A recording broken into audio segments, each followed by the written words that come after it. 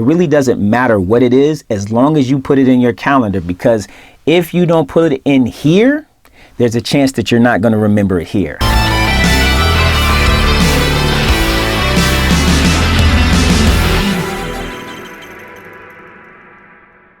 Welcome to Navig8tor University, a school of thought where we give you the tools to take you from where you are to where you want to be. I'm your coach, Dietrich Williams, and what I see a lot of new agents do when they get into this industry is that they focus on doing real estate, but not working and running a real estate business.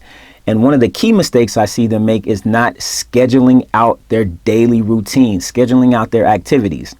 Now, why is this important? I'm going to talk about it shortly, but you need to schedule out every hour of your day. It should be planned out. And I don't care what you use. It could be Google Calendar. It could be Apple Calendar. It could be Outlook. It could be the task or the calendar in your CRM. It really doesn't matter what it is as long as you put it in your calendar, because if you don't put it in here, there's a chance that you're not going to remember it here. Highly likely that you won't remember it there.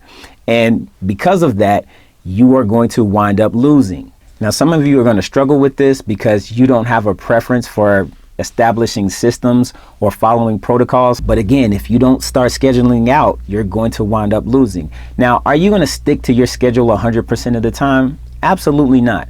There are going to be things that come up. You're going to have emergencies with your clients. You're going to have an emergency during an escrow transaction. You may have a prospective client that calls you up and wants to meet with you or see a property. You may have emergencies or situations that pop up in your home life. There's going to be all things that happen during the course of the day that can derail you. But what we want to do is establish a routine, because it's the routine that's going to help you to become successful in this business. You're probably saying, Dietrich, I already have a routine. And my question to that would be, how's that working out for you? If it's working, great, stick to it. But if it's not, we need to make some adjustments. And where we need to make the adjustments at is where you're spending your time at. So what we want to look at is something called return on your time invested. Now, I'm going to call this ROTI for short. Now, ROTI is where you take a dollar value for some type of project or transaction and you divide it by the amount of time it took you to create the revenue for that transaction. So I'm going to reverse engineer some numbers that I researched, and let's look at this a little bit closely, okay? Now, the average agent earns $81,000 per year. That's $6,750 per month. If your commission split is 2.5%, that means your monthly sales volume should be $385,720. Now, the median home price as of June was $329,000. So you can easily hit this number, but let's break this down just a little bit further. Now, let's say we'll take that $6,750 per month. That breaks out to $1,687.50 per week, or $337.50 per day, or $42.19 per hour. So just looking at it on an average number basis, you need to figure out what you're doing in your business that's going to get you closer to that $42.19 per hour.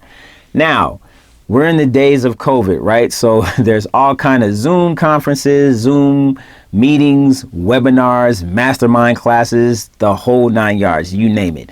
And those things are great. But if they're not generating revenue, if they're not MMAs or money-making activities, they may not be worth it in the short term. So you want to be a person that doesn't just learn, you want to be a person that earns. That's why you got into this business, to make money so that you can support yourself and or your family. So we have to make some adjustments if we see that your daily routine is driving you further from that number as opposed to driving you closer to hitting that mark. Now, again, these are just average numbers. It's not that you have to adhere to these numbers, but it gives you a good baseline to kind of track and measure to see exactly how you're spending your time, because that's your most valuable asset is your time. Where are you spending it at? And if you're spending it on the wrong things, we need to make the adjustments so that you're spending it on the right things. Does that make sense?